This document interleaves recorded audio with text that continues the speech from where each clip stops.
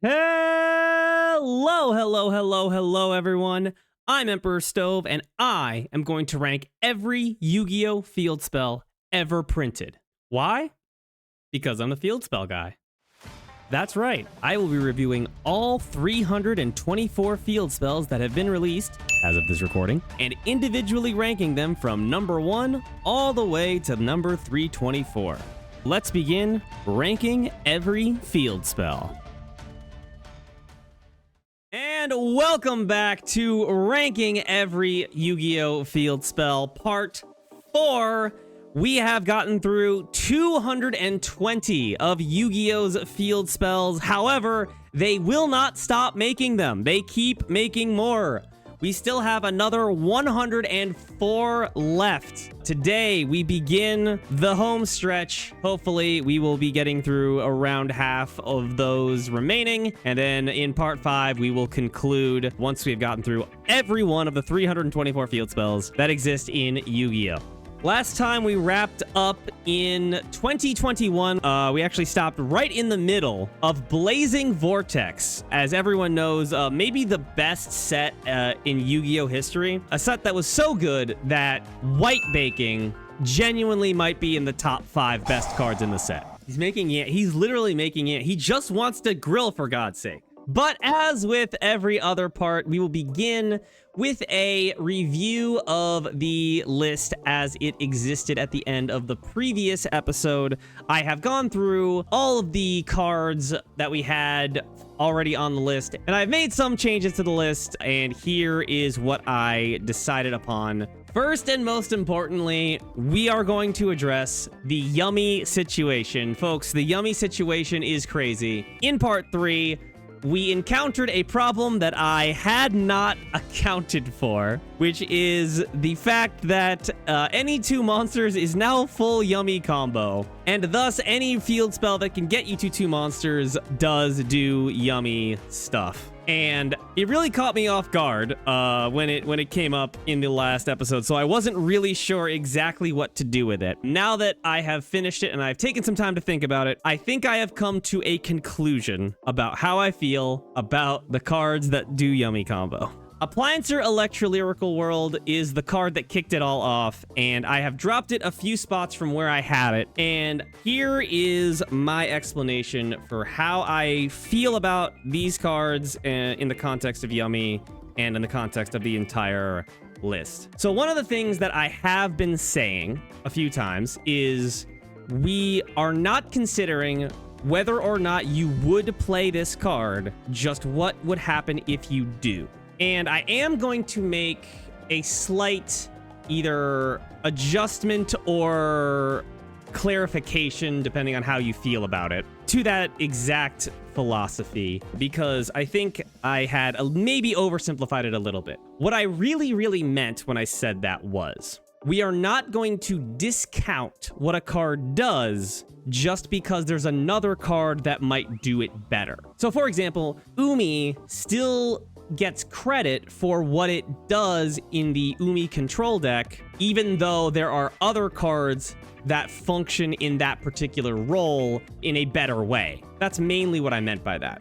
But another thing that we have been considering, and I just haven't made it explicit, I guess, is how necessary a card is. How much does the deck need what the card does? How much it does for the deck depends on the context of that deck. For example, Dogmatic Nation is a card that we covered that gives targeting protection to all of your Dogmatic monsters from summoned from the extra deck, which is a pretty good amount of protection in a vacuum. But within the context of the deck, we mentioned that the most important card in Dogmatica, Albazoa, doesn't care. It doesn't need that protection. So that protection is worth less because the deck doesn't need it. And that kind of context is where I bring you to the Yummy cards. Electrolyrical World is a card that in a Yummy deck would start your combo. But also it is important to ask, how necessary is it for that deck to play a card like this to start its combo? The answer is it's less important than it would be in other decks because it's not as though Yummy struggles mightily with consistency.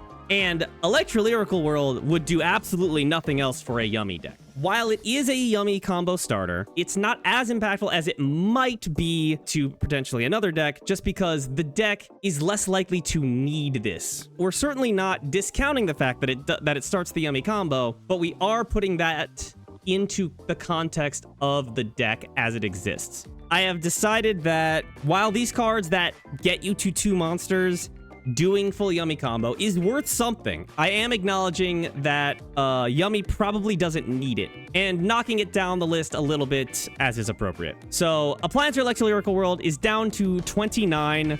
It's still... The Appearnce field spell is in the top 30 because it does full Yummy combo. But I did drop it down here below these other cards that are like actual fully fleshed decks. I have also made some other adjustments to some of these cards that do this. Pareidolia and Stromberg, I have actually moved up because I had not yet considered that they can do Yummy combo at the time. So both of these cards have been moved up a little bit. I did a little bit of shuffling here. Stairway to a Fabled Realm is also a little up a little bit. Mostly because I dropped Light Barrier down a few spots. I felt like it was up too high. But Pareidolia, Stromberg, both also cards that get you to 2 monsters, and thus I have bumped them up. Domain, Pareidolia actually gets the most credit, more credit than Stromberg, because Evil Eye is also a deck you could play, and this card is good in that, whereas Stromberg isn't really a deck. So yeah, and then these cards dropped a little bit. All right, we're done with Yummy shit. Now, other small changes. I dropped Magical Citadel of Endymion a couple of spots. I felt like it, when I saw Ritual Sanctuary and Lair of Darkness below Endymion, I was like, these cards do too much for them to be up below a card that pretty much just holds spell counters. I bumped Grand Spiritual Art Ichiran up a few spots. While it is about as bad of a monster negate as there possibly could be, it is still a monster negate, and it is like the best kind of monster negate, and a monster negate that can't be like responded to because it happens on resolution. So I did bump it up a few spots here. I also dropped Celestia down a few spots, looking at it with around its neighbors. Felt like it was up too high. The Worm Pop is like, sure, it might occasionally help, but I don't think it does quite as much as the rest of these cards. One other thing.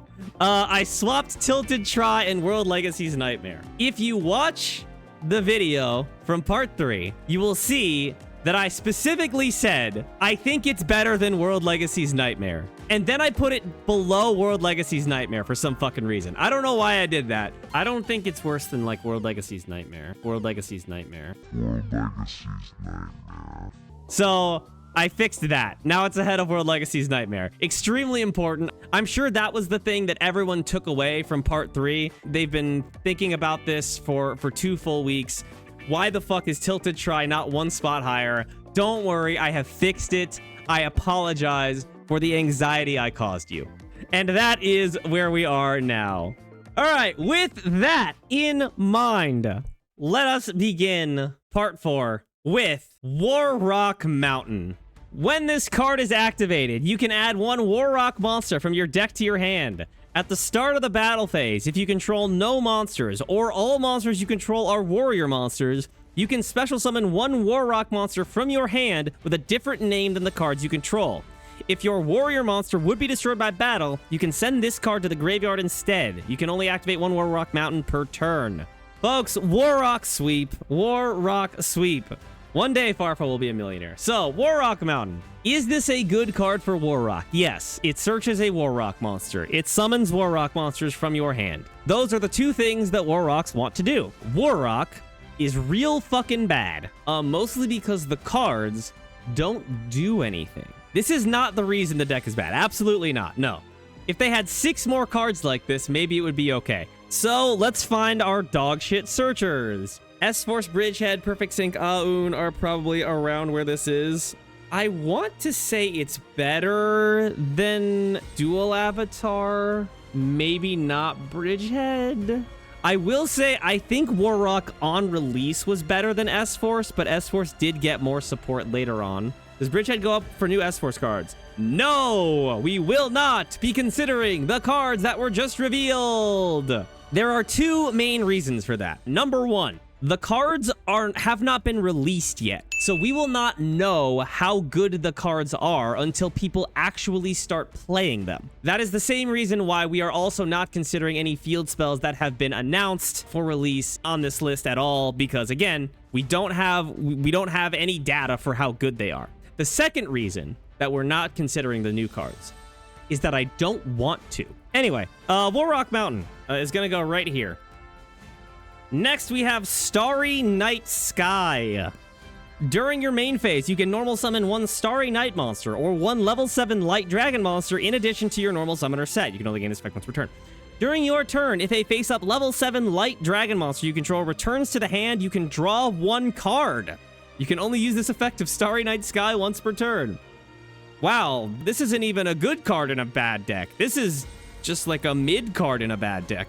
Oh boy, I love conditional double summon. I mean, yeah, it's pretty. It is very pretty. That is true. It draws one card. Sometimes, during your turn, it draws one card.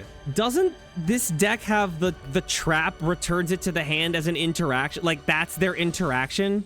Like, singular? Meaning it would probably happen during your opponent's turn most of the time? Okay, so I guess the idea is you're using Arrival to bounce it on your turn to draw one, and then you're using the second effect to summon him during your opponent's turn. Oh, this card is a negate that returns the dragon, which, again, is most likely to happen on your opponent's turn. But yeah, that seems not like what you want. And Starry Knight is a very bad deck that doesn't do anything. So this doesn't even get the good card in a bad deck treatment. This goes even further down. Like, this is probably worse than the Dream Mirror field spells and the Furhire field spell. Might be worse than, like, Ruin Demise. I feel like it does more than Triamid. I am going to put it between Live Twin Channel and Triamid Fortress. Although that honestly might even be too high. Ogdoadic Origin. If a face-up reptile monster you control is destroyed by battle or an opponent's card effect, you can target one card your opponent controls, send it to the graveyard. If this card in the field zone is destroyed by your opponent's card effect, you can send cards from the top of your opponent's deck to the graveyard, equal to the number of reptile monsters with different names in your graveyard. You can only use each effect of Ogdoadic Origin once per turn. This card sounds really bad, isn't it? This card sucks ass. Okay, that's what I thought. Origin is a busted NR card. Okay, well, that's good. Good for them. Yeah, none of this is, like, actually enabling any of the things you're doing. Why are we milling our opponent? And the deck has no way to facilitate this pop. This pop is just like, it sits there and it says, oh boy, if you destroy my reptile by battle, you're gonna get it there, Buster Brown. The Ogdos have triggers when stuff goes to the opponent's graveyard. It appears to be just this card that triggers. Serpent Strike? Oh, okay, Serpent Strike. You're right, that's true. So it also triggers Serpent Strike, but I feel like it's important to note, it's not like it's hard to trigger Serpent Strike otherwise. This is terrible. This is, I think, worse than Starry Knight Sky. Even though Ogdoadics are much better cards than Starry Knights, this card, I think, is actually worse than that card. The problem with Ogdoadic Origin is it doesn't feel like it should deserve credit for being associated with better cards because it doesn't do anything for that deck other than, like, occasionally triggering exactly Queen. I'm looking real hard at Realm of Danger, Goki Cage Match, Guard Dragon Shield. I mean, it can pop something. It's just, like, the slowest pop in the fucking universe. I'm gonna put it between Triamid, King Golem, and Realm of Danger. Solfachord Harmonia. You can activate one of these effects. Add one face-up Solfachord Pendulum monster from your extra deck to your hand. Increase the pendulum scale of one Solfachord card in your pendulum zone by its level this turn. If you control Solfachord Pendulum monster cards with at least 3 different even pendulum scales or at least 3 different odd pendulum scales, destroy one card your opponent controls. You can only use each effect of Solfachord Harmonia once per turn. This has so many effects that have so many words in them, and all of them are, like, okay. Getting something from your extra deck back to your hand is all right, because then you can use it as a scale, or, you know, you can unmaster Rule 5 yourself. Every Solfachord, their scale and level, or at least I guess the original ones, their scale and level add up to 9. So what that is saying is you can make one of your scales a 9. You can do all 3 in the same turn. That is true. And Harmonia does, like, the second effect might help you get to the third one. Like, it's so you can summon an 8. Yeah, they do have a level 8, which is arguably their best monster, and you can't pendulum summon it without modifying scales. Well, sorry, you couldn't until the new Solfachords, where they did print a 9 scale, but the problem is Solfachords aren't good. Okay, the thing about the new Solfachords is that they're good, but they're much better for other decks than they are for Solfachord. So being able to have like a negate on top of your, like an additional negate on top of your Coolia negate is good. But like most of these cards just kind of don't do anything. It's some utility for Solfachord, which is a deck that is on the fringes of being all right. Did I ever tell you about the time I played against Solfachord in Rivalry of Warlords at a YCS? The guy I was playing, he got the Solfachord deck. I think I had Live Twin. And he was like constantly misreading his own cards, and I was having to like read his cards and be like, no, it does this actually. It was it was very clear that he was like annoyed and frustrated by the cards not working the way he thought they would and shit. And I ended up winning the game. And so I was shuffling up for game 2, and the guy just grabbed the cards, put them in the deck box, and walked back to the table. He just left. He didn't want to play game 2. He said, I'm fucking done with this shit. He didn't even say anything. People leave. People leave. Is this better than the Dream Mirror field spells? I feel like this is roughly where we're at. Do I think it's better or worse than Fandora? It's not better than Fandora? Okay. Well, Redux is a pendulum expert. Sure, there you go. Solfachord Harmonia. Ursarctic Big Dipper. Once per turn, if your Ursarctic monster would tribute a monster to activate its effect, you can banish one level 7 or higher Ursarctic monster from your graveyard instead. Each time a monster is special summoned, place 1 counter on this card. Once per turn, if a monster is special summoned and an Ursarctic Synchro monster is on the field, except during the damage step, you can remove all counters from this card, min 7, then target one monster your opponent controls, take control of it.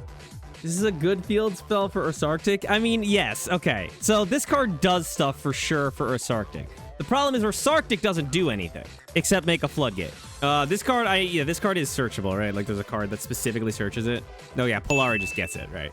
So mitigating the cost of your Ursarctics is good for sure, because the Ursarctics all have to tribute shit, and you know, you run out of fucking cards real fast if you don't have exactly radiation. And the Snatch Seal effect is pretty neat, actually. The Snatch Seal is a nice addition to your field, which is mostly just Necrons of Unicorn. But I mean, this card does more than a lot of these other fucking cards do. Like, I put it ahead of Warrock and fucking Dual Avatar.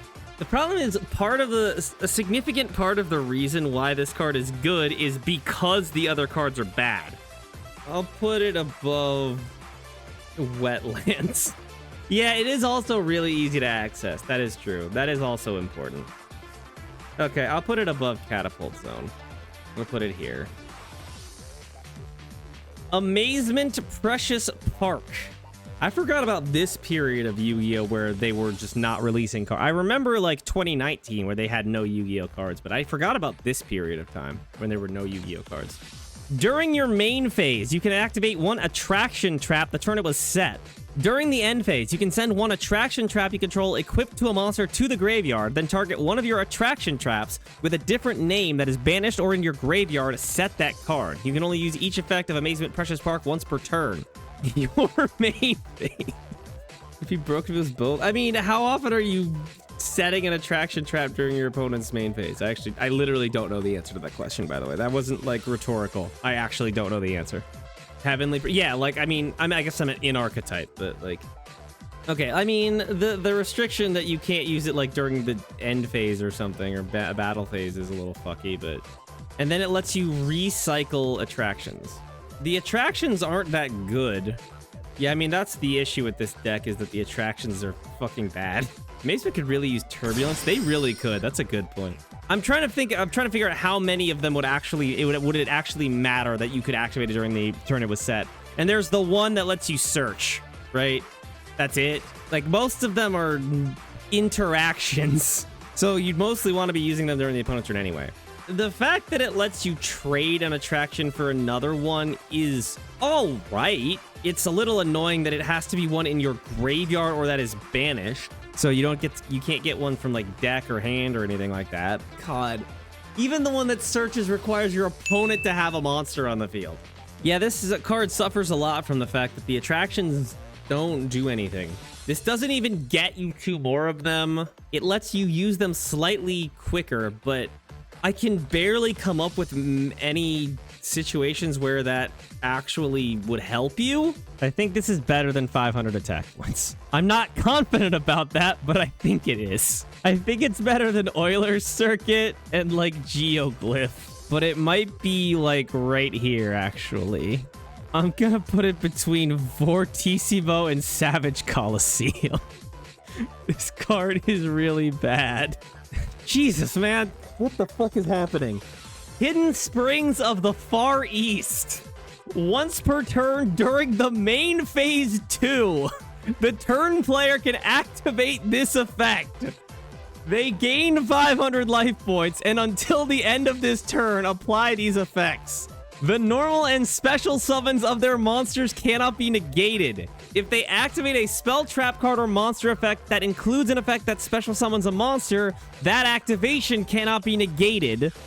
Their opponent cannot target set spells and traps they control with card effects. Also, they cannot be destroyed by their opponent's card effects. You can only activate 1 Hidden Springs of the Far East per turn.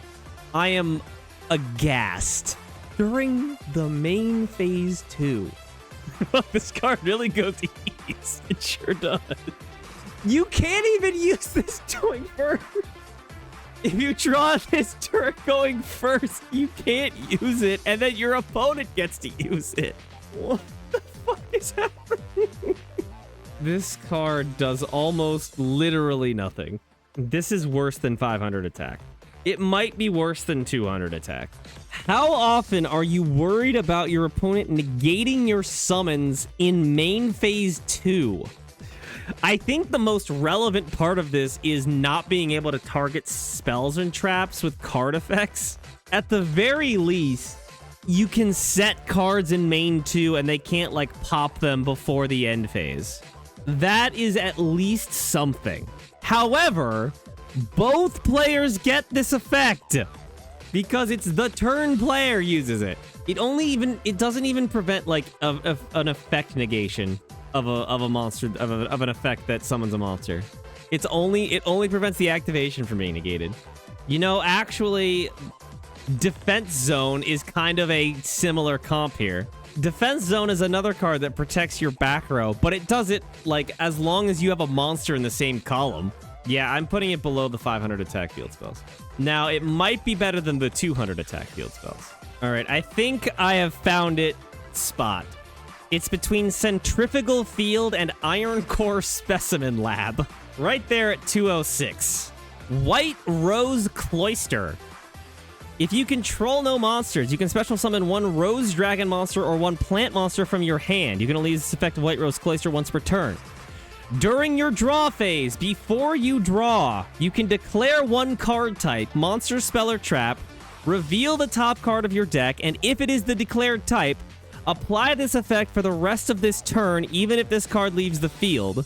Level 7 or higher synchro monsters you control gain 1000 attack. So it's Valhalla for Rose Dragons. And it has a second effect that is almost completely negligible. Yo, Plant Skyscraper. It's Plant Skyscraper sometimes. This does have a dedicated searcher. Yes, this is searchable by fucking Rose Princess. It does have a top. No, it doesn't. No, it fucking... Shut up. Stop. No, you can't say that shit. What the fuck am I looking at? This isn't real. That's not real. I've decided that the thing you sent me isn't real. Okay, so this is Valhalla for Rose Dragons and or plants. How good is Valhalla for Rose Dragons or plants? It's not the worst thing I've ever heard, but, you know, I mean, I guess I have to acknowledge that apparently this topped at a regional at some point. I don't have to acknowledge it that much, but I have to acknowledge it more than 0.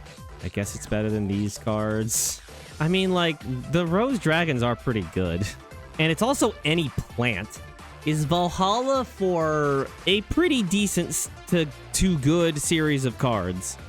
Better than a Searcher for a bad deck. I'm going to say slightly. All right, I'm going to put it between Summon Breaker and Dark Sanctuary. There you go, White Rose Cloister. Oh my god, I've been starving. I've been walking through the desert. Please give me a splash of water, Beetrooper Formation. You can target one Beetrooper monster in your graveyard, special summon it, but it cannot attack this turn. Also, you lose life points equal to its original attack. If a face-up insect monsters you control is destroyed by battle or card effect, you can special summon one Beetrooper token, insect earth level 3, attack 1000, defense 1000. You can only use each effect of Beetrooper Formation once per turn. The bugs are back! This card doesn't suck! It's not ass! It's a fucking reborn. It's a reborn for Beetroopers, and theoretically can make tokens sometimes. And it's also searchable, although this is probably not the card you want to search anymore with Sting Lancer, but it is searchable. Maybe probably like second wave Beetrooper was probably starting to shave this. It was playable on release. Also, sometimes you get a token. Yeah. No, it's got to be better than like Amazonas Village, Fallen Paradise. All right, I'm going to put it above Mount Sylvania here. Despia, Theater of the Branded. Wake up. During your main phase, you can fusion summon one level 8 or higher fusion monster from your extra deck using monsters from your hand or field as material. If a face-up non-fusion fairy monster you control leaves the field by an opponent's card effect or is destroyed by battle, you can target one level 8 or higher fusion monster in your graveyard, special summon it. You can only use each effect of Despia, Theater of the Branded once per turn. Oh, this card's good. This is a card that fusion summons. Now, yeah, it's yes, this card was rendered unnecessary by the printing of Branded Fusion, but before that, this card was quite good in the Despia deck, which wasn't great, but was okay. It was still okay before that. To be fair, like, this card is still just poly once per turn. That also floats. Again, this is another card where, like, you could play this in Branded if you wanted to. It wouldn't be optimal, but it would do stuff. In fact, you could play this in a bunch of decks, actually. I want a fusion summon. And the floating effect is really fucking annoying. It's really irritating, especially when you combo with the Luber. Like, it's probably better than, like, Flawless Perfection or Scrap Factory or Citadel. I'm gonna put it here above... I'm gonna put it above Cosmotown. I think I'm gonna put it above Cosmotown. I really do think this card is quite good. Gunkan Sushipyard Seaside Supper Spot. Once per turn, if you normal or special summon a Gunkan monsters, even during the damage step, you can place one Gunkan card from your deck on top of your deck. Once per turn, if a face-up Gunkan monsters you control that was special summoned from the extra deck is sent to your graveyard by an opponent's card, activate this effect. Your opponent pays life points exactly equal to that monster's defense in the graveyard, then you can apply this effect. Special summon one Gunkan Sushipyard. So many words on this card. Special summon one Gunkan Special summon one Gunkan Sushipyard from your hand, then special summon one Gunkan Xyz monster from your extra deck by using that card you control as material. This is treated as an Xyz summon. God, that's a lot of words. Okay, so stack your deck with a Gunkan card. All right. The second effect is very, very funny. It's really, really funny. It's theoretically like a way to recover resources when your guy gets killed. The problem is none of the Suships do anything on the opponent's turn. Suships are awesome, and it's great that they exist, but they kind of don't do anything. They just kind of make rank 4s, and like, if all you're doing is, or I guess, and 5s. And if all you're doing is that, there are other decks that can do that better, but this card's like fine. It's like fine for Suship, but Suship is not a good deck. So this is like fine card in bad deck, which means it's probably down here, unfortunately. Like, it's worse than Big Dipper, probably worse than Cloister, probably worse than the Searchers. So maybe it's slightly better than Fandora. All right, I'm good with that. Ahead of Fandora and below Malefic World. Magikey World. When this card is activated, you can add one Magikey monster from your deck to your hand. The first time each non-token normal monster you control would be destroyed by battle or card effect each turn, it is not destroyed. During your main phase, you can add one Magikey Math Tea from your deck to your hand, then place one card from your hand on the bottom of the deck. You can only use this effect of Magikey World once per turn. You can only activate one Magikey World per turn. This card's quite good. Magikey is not a good deck, but it's also not a terrible deck. Yeah, search a Magikey monster, and then also search the important stall card that you need to make all your plays. And you can do that second thing every turn, not just on activation. So, yeah, this is a card that does a lot for a mid-ish deck. Yeah, it's not even just a Rhoda, it's a double Rhoda, basically. So, I mean, I would take that above the Element Saber field spell for sure, I think. I think it's over Spellbook Tower, Rainbow Ruins, probably Clear World. Now, it is a ritual deck, meaning it kind of needs to be able to search 2 cards. So this isn't as much putting you over the top as it is getting you to where you should be, but that's still good. That's still important. Better than Ritual Sanctuary. No, I don't think so. Ritual Sanctuary kind of does basically a similar thing, but it does it for, like, anything. I think I'm going to put it here between Ritual Sank and Lair of Darkness. Sacred Scrolls of the Gizmek Legend. During your main phase, you can excavate the top 3 cards of your deck, and if you do, you can add one excavated machine monster whose attack equals its own defense to your hand. Also, banish the remaining cards face down. You can only use this effect of Sacred Scrolls of the Gizmek Legend once per turn. Each time a machine monster whose attack equals its own defense is normal or special summoned, place one counter on this card. While this card has 10 or more counters, neither player can activate the effects of monsters on the field whose attack does not equal their own defense. Okay, so it is kind of consistency boosting. If you hit, it obviously is random, and it doesn't even let you add a card you want necessarily. You're just kind of whatever you happen to see if you get one of them. So it's not as much as a searcher as it is Pot of Duality. And then it has a completely unreasonable floodgate effect that will never ever resolve because it's not like Gizmex can swarm the field. Important to note that of course this does work with more things than just Gizmex. I remember I played this in Rogue's format Rescue Ace. Yeah, the Gizmex care about cards being face down. So like that is relevant. I mean, I guess the question is, how good is being able to Pot of Duality-ish for a machine with attack and defense equal? And the answer is not a lot. It's not a tremendous amount. Now, how does this compare to, like, the searchers for the decks that suck ass? I mean, Gizmek as a deck is bad, but you can play this in things that aren't Gizmek. I want to say it's still worse, though. All right, I've decided it's worse than Deskbot Base and ahead of Celestia. Magician's Salvation. When this card is activated, you can set one Eternal Soul directly from your deck. If you normal or special summon Dark Magician or Dark Magician Girl, except during the damage step, you can target one of those monsters, special summon one Dark Magician or Dark Magician Girl from your graveyard with a different name than that monster. You can only use this effect of Magician's Salvation once per turn. You can only activate one Magician's Salvation per turn. This card is really good at setting Eternal Soul directly from the deck. It definitely does that. It unquestionably does that. And also, sometimes it summons DM or DMG from grave if you feel like it. I have no idea what an optimal DM list looks like because the people who play DM are not the people that are interested in optimizing their deck lists. So, and obviously they just got more shit, so I don't, Does new DM, like, play Eternal Soul? I don't think so. Like, you don't need Eternal Soul, right? Because, like, Eternal Soul doesn't actually help you anymore because it doesn't search any of the good cards in the deck. It's bad because it gives you a lose condition. It is kind of like Nordic Lights in that way, but it's definitely better than Nordic Lights. Like, I'm still giving Eternal Soul some credit, but, like, it's a fine card. Prior to DMod, it was the Bee's Knees Stove. It was good in the or it was necessary in the deck. I wouldn't say it was a good card. It pretty much just summons DM every turn. Its purpose was to trigger Dark Magical Circle every turn. You forgot its search? Yes, I did that for a reason. It searches 1,000 Knives and Dark Magic Attack. I'm putting it between Giant Ballpark and Cynate Universe. Danger, Disturbance, Disorder. Folks, it's the second Danger Field spell. When your Danger monster is destroyed by battle with an opponent's monster, you can destroy that opponent's monster. You can banish 3 Danger spells or traps with different names from your graveyard, destroy all cards on the field.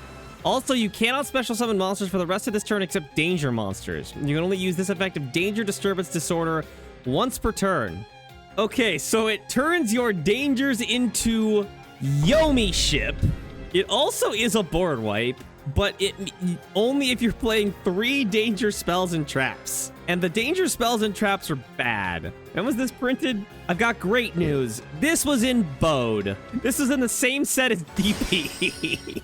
So the danger spells and traps, there are like at most 1 that is okay. Response team is okay. I still think it's better than Realm of Danger, but barely. You know what? I think it is actually exactly 1 spot above Realm of Danger. I'm actually gonna put it right here. I think it's worse than Ogdoadic Origin. Okay, all right, I think we have finally reached an unambiguously good card for maybe the first time today. Floowandereeze and the Magnificent Map. During your main phase, you can reveal 1 level 1 Floowandereeze monster in your hand and banish 1 Floowandereeze card with a different name from your deck. Then immediately after this effect resolves, normal summon the revealed monster. If your opponent normal summons a monster, immediately after this effect resolves, you can normal summon 1 Floowandereeze monster. You can only use each effect of Floowandereeze in the Magnificent Map once per turn. Yeah, that's pretty fucking good. Flu, good deck. Good deck. Deck is good. This card is great for that deck. It doesn't literally search, but as long as you have any small bird in your hand, it basically does. And then getting an extra normal summon is really important because it allows you to play through interrupts on your regular normal summon, and being able to normal summon on your opponent's turn to start the whole chain over again is also great. Yeah, this is a real good fucking card. Normal summon Rise on their turn is pretty good. I think we're probably minimum in this area and maybe even higher. I could probably take this over like Drytron, right? Is this better than the Floodgates? I genuinely think it's better than Boot Sector. I do too. I feel like it might be. I think it might be better than Gates too. All right, I'm gonna put it where I want to put it, which is right here above Gates. And we'll see how I feel about it later. Reptilianne Recoil. You can target 1 monster you control with 0 attack and 1 dark reptile monster in your graveyard. Destroy that monster on the field, and if you do, special summon that other monster from the graveyard. If your opponent activates a monster effect, you can target 1 monster your opponent controls with 0 attack, take control of it, then special summon 1 Reptilianne token, Reptile Earth level 1 attack 0 defense 0 to your opponent's field. You can only use each effect of Reptilianne Recoil once per turn. This card's fine. I mean, its card's decent. Card goes crazy in Seal, yeah. I thought you could target any 0 attack monster with the first effect. I thought this card was nuts. Yeah, that would actually be good. But I mean, it's still a revive. Lets you basically trade like the small Reptilians for stuff from your graveyard. And then that's stealing a monster, zero attack monster if they have activate a monster effect. It I believe is supposed to combo with the Synchro monster. But yeah, it's decent. Reptilianne, not great, obviously. Not a great deck. How do I feel about Reptilianne Recoil? I feel like it's got to be better than this, but like not that much better. Is it better than Big Dipper? I think it's better than Warrock Mountain. I agree. I think I'm around like here. Is it better than Curse of the Shadow Prison and Dogmatica Nation? I'm gonna put it here between Ichiran and Dogmatica Nation. All right, next we have Dollhouse. They were on some shit in 2021. What the fuck? You can target 1 normal monster in your graveyard with 0 attack or defense. Or if you control Princess Cologne, you can target 2 such monsters instead. Special summon 1 monster from your deck with the same name as each target as a level 6 dark monster. You can only use this effect of Dollhouse once per turn. When an opponent's monster declares an attack, you can attach 1 Grandpa Demeto you control to Princess Cologne you control as material, then end the battle. What the fuck? What the fuck? So you can e-telly additional copies of vanillas in your graveyard specifically with 0 attack or defense. It's Box of Friends shit. And then they become level 6 darks. Primite, I mean, certainly you could play Primite stuff in whatever this is. Is this the deck that makes Zombie Stein? What is the level 6 dark for? It's so you turn the 6s into 8s. Wait, how? What does Grandpa Demeto do again? Okay, yeah, this is the Zombie Stein deck. This card summons them as 8s. She didn't make a rank 6 in the manga. Then why are they 6s? In the manga, they went up by 2 each time they got destroyed. Dull happiness, right? That's the one I'm thinking of. Does this do something? No, this does not explain why they're level 6. So they're level 6 for no reason at all. Am I hearing it correctly that the vanillas are level 6s for absolutely no reason? Because the card that would make it matter has not been printed. Yes, okay. Just making sure I understand. This is awesome. So you can summon additional vanillas from your deck as level 6s for absolutely no reason. I mean, I guess you can still make a rank 6. It just wouldn't be a thematic one. You need to have Princess Cologne to get 2 of them. Otherwise, you only get 1. And it has the most specific Battle Fader effect I have ever heard of in my entire life. This is a bottom 10? Yeah. Well, I don't know. Okay, it does still summon a guy from the deck. And in theory, it could summon 2 if you made Princess Cologne. I mean, it's really irritating to me that this card is theoretically usable to do something. This card plus a vanilla is Beansmith. You know what else is Beansmith combo? The vanilla. You could just use the vanilla to make Requiem. All right, I'm putting it above Starry Night Sky, and I'm not gonna think about this ever again. Amazing. The train keeps rolling, baby. Ecole de Zone. If the turn player summons exactly 1 monster, destroy it. And if you do, the controller of that monster special summons 1 mask token. Spellcaster Dark level 1 attack ? Defense ? To their field, which cannot attack directly, with attack and defense equal to what the destroyed monster had on the field. You can only use this effect if Ecole de Zone once per turn. If this face-up card leaves the field, destroy all mask tokens on the field. Thanks, Sherry. This card has a use case. Use it in Unchained? Hilarious. Okay, so yes. What can you do with this card? The answer is shockingly not nothing. You can use it to destroy your own monsters and potentially do stuff. Also, I mean, the point of this is it's also kind of a floodgate. So like if your opponent summons something, immediately destroy it and basically strip it of all of its effects. Now, does that work all the time? No, but it's gonna do something occasionally. Like occasionally it will be difficult to deal with this. It is mandatory though, so it only works the first time they summon something. It's certainly not good, but like you could use this to do something. If you have something that triggers when it's destroyed, this card does do that. And you don't even lose the material either because you get a token to replace it. How much credit am I giving this card for the very strange applications it has? I mean, still not a tremendous amount. I am gonna put this here, below Supreme King's Castle and above. No, you know what? I'm gonna put it here. I'm gonna put it above Celestia. We'll put it above Celestia. Good for you, Ecole de Zone. Soul Binding Gate. To activate this card, you must control no monsters, and a set spell or traps you control must have been destroyed by card effect this turn. During the main phase, if exactly 1 monster with less attack than your life points is summoned, and you have Zone in your graveyard, destroy that monster, and if you do, take 800 damage, then inflict 800 damage to your opponent. What the fuck did I just read? You have to have had a spell trap destroyed, a set spell trap specifically, destroyed by card effect, and you have to have no monsters. And then, any monster that gets summoned, if it has less attack than your life points, is destroyed, and then you take damage, and your opponent takes damage. Zone is a spell. Yes, I am familiar with Zone. No, it's a card that triggers when it's destroyed, right? It adds a continuous spell or field spell from graveyard to hand. This is kind of similar to Ecole de Zone, actually. But holy shit, is that one hell of an activation condition. But if it's on board, it's a ton of trap holes. It also trap holes you. Like, it's Ecole de Zone, but it's not once per turn. So you have to have no monsters on board when you activate this, which means you can't, like, already have a monster on board. So anything you try to summon is going to get destroyed. Now, anything your opponent summons is also going to get destroyed. Okay, so first off, let's find Ecole de Zone, and it's got to go lower than that because this is almost impossible to even fucking activate. So eventually you would get low enough where the monsters would stop getting destroyed because they'd have more attack than your life points, I suppose.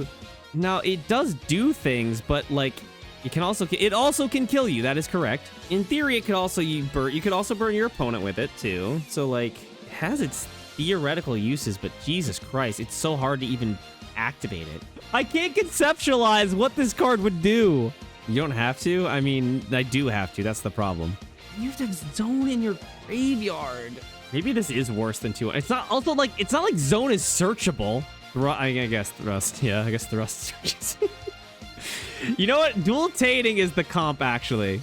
Dual Tainting is a card that does nothing almost all of the time, just like this card. And I think I'd rather draw 2 cards than do whatever this card does. All right, I found the location. It's above Array of Revealing Light.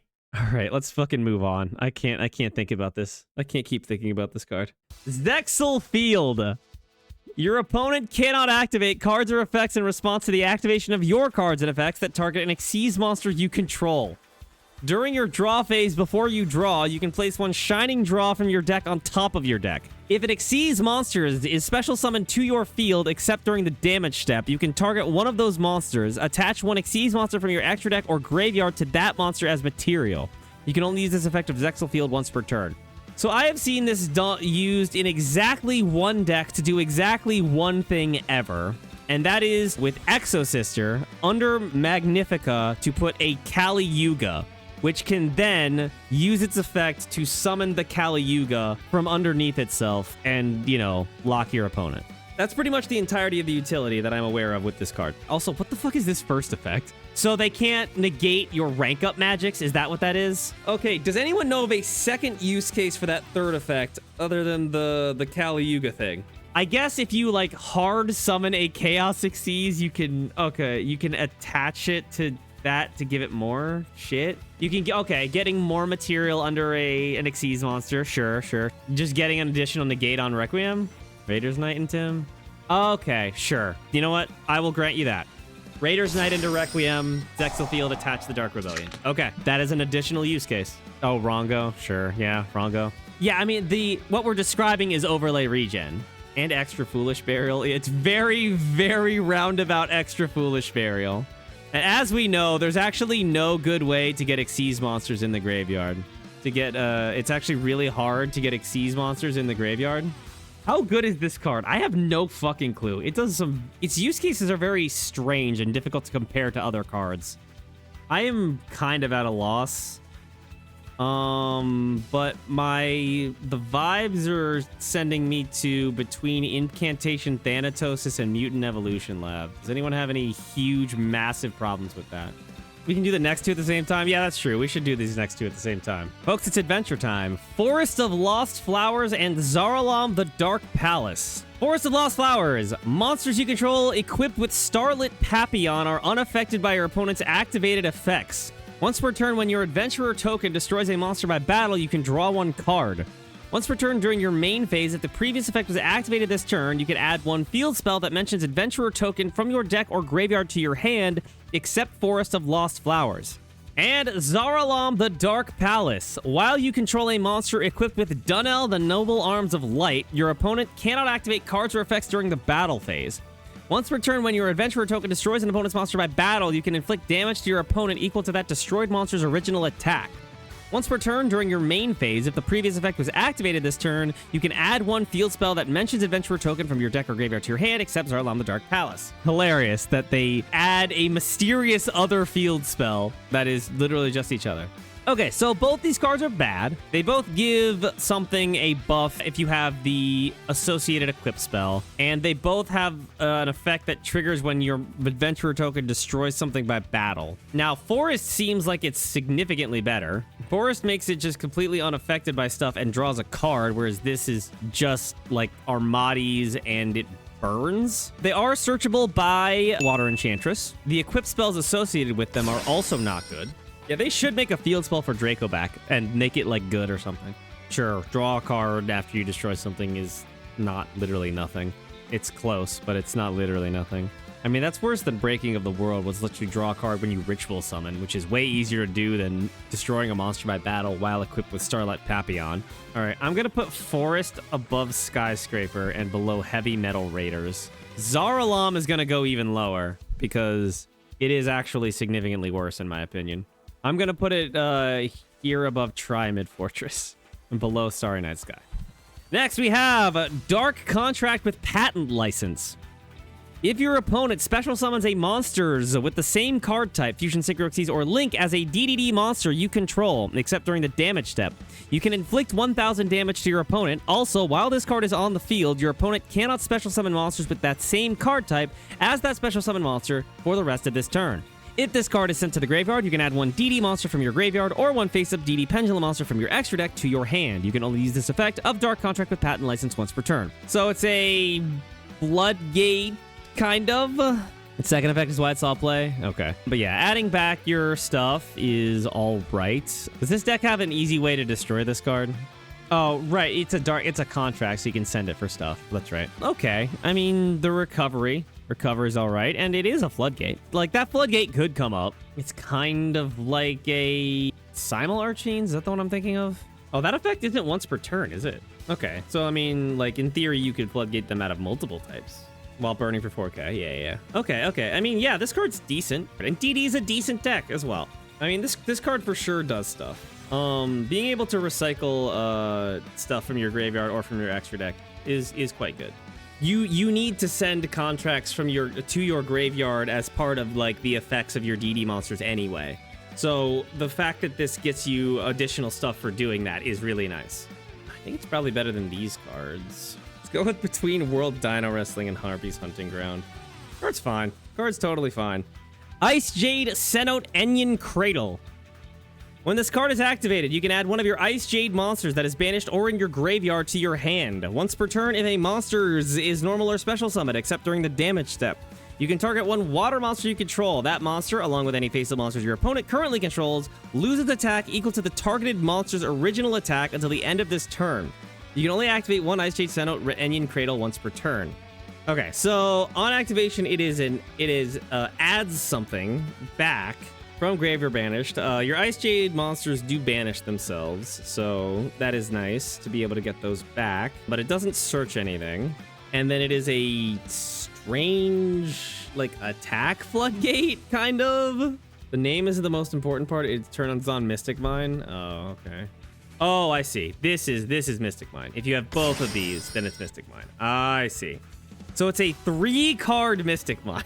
Although Ran Agarine is also the field spell, so you could just play this card because this card's actually good. I'm not saying this card is bad, but this card's much better. The name, though, is important, so that's good to know that the name is important. Even if you don't have all three of, like, both of the other cards, that's still something. This card's still not incredible, I would say. And it's not like Icejade is like a good deck or anything. I'm gonna put it between Umi and FA Off-Road Grand Prix. There you go. There you go, Icejades. Libromancer First Appearance. When this card is activated, you can add one Libromancer monster from your deck to your hand with a different name than the cards you control. During your main phase, you can ritual summon one Libromancer ritual monster from your hand by attributing monsters from your hand or field whose total levels equal or exceed its level. You can only activate one Libromancer First Appearance per turn.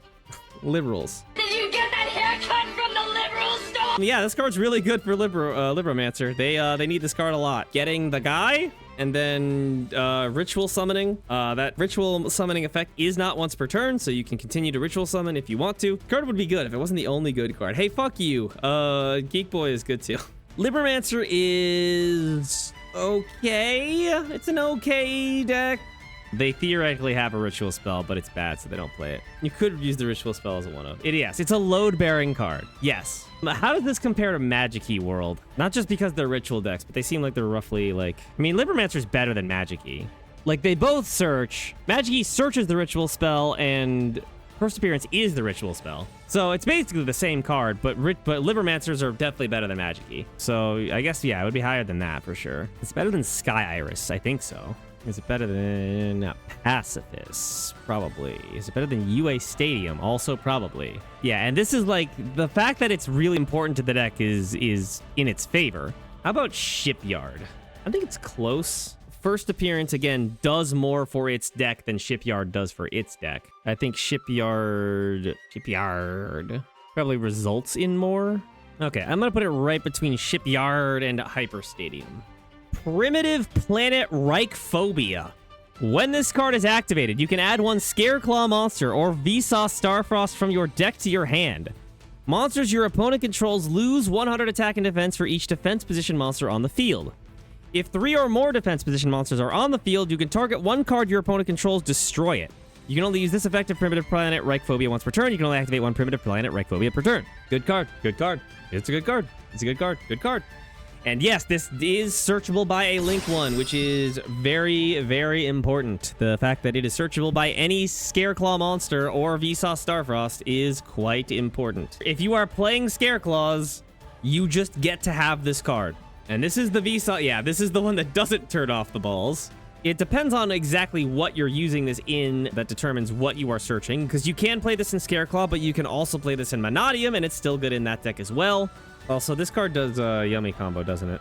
It sure does put 2 Yu-Gi-Oh! Monsters on the field. Being able to search Reichheart is quite good, because it usually can just immediately special summon itself, search the spell card that revives. That's just a nice little engine you can play. It gets Vsauce, which can be important for certain things. This does stuff, and it's got a pop on it. It's Rotoplex Renewal. Yeah, this is going to go pretty high, especially since it's now Yummy combo. I mean, it's definitely better than Appearnce or Electrolyrical World, I'll tell you that much. I mean, it probably gets more points than Trickstar Light Stage for the same reason. Now, Scareclaw, the deck, is, like, not great, but, like, Mannadium is okay. Mannadium is pretty good. The things it does are maybe not as impactful as, like, some of these other things, but it does a lot of them. Is this better than Island? I'm trying to think about this versus Island, because both of them are similarly searchable by any card in the deck. I think I would take it above Ignister Island. Now, do I take it over Fafnir is the next question. The thing is, Fafnir does, like, a specific combo. I'm deciding if I want it above or below Fafnir. And I think the answer is I'm going to put it below Fafnir. Or between Fafnir and Island. The Weather Forecast. When this card is activated, you can place one The Weather spell trap from your deck face up in your spell trap zone. You can only use each of the following effects of the weather forecast once per turn. If you link summon a The Weather Link monster, you can also use face-up The Weather cards in your spell and trap zone as The Weather monsters for its link summon. During your main phase, you can immediately after this effect resolves, normal summon one The Weather monster from your hand. You can only activate one The Weather forecast per turn. Jesus Christ, this card says The Weather so many times. Well, there was so much fucking garbage slop for so long, and now we're getting like a bunch of really good ones in a row. Yeah, this card does so much for Weather. Weather literally didn't have a combo at all, and now with this card, it has 1 cards. This card is unbelievable for the Weather. A deck that is okay. I mean, if they get this shit up, though, it is a fucking asshole to deal with. It's Rhoda double summons and cheats out material. Yeah, like, I mean, you can, like, easily get to Rainbow with, like, 3 guys. Like, you get, like, 3 negates plus whatever, like, canvases you have. But, yeah, this card's fucking crazy. Now, again, deck is not great, but it's gotta get a good amount of credit just for how much it does. I'm thinking this area is where I'm putting it. I want to say, like, here, maybe? I mean, like, Light Barrier and Revolving Switchyard, maybe? Or, I don't know, maybe even above Light Barrier. Because Light Barrier doesn't really do that much. Maybe below Gold Golgonda? It's fucking crazy how much this card does. Yeah, here we go. I'm gonna put it here. Below Evil Eye. The Evil Eye field spell gets credit because it summons Cupsy anyway. That's why the Evil Eye field spell is this high. The weather forecast, sadly, does not allow you to do full Yummy combo. They should shoot Cupsy anyway. They really should. Therion Discolosseum. When this card is activated, you can add 1 Therion monster from your deck to your hand. Once per turn, if your monster would be destroyed by battle, you can send 1 Therion card or 1 Endless Engine Argyros system from your deck to the graveyard instead. Once per turn, when a monster is destroyed by battle and sent to the graveyard, you can target 1 Therion monster in your graveyard, add it to your hand.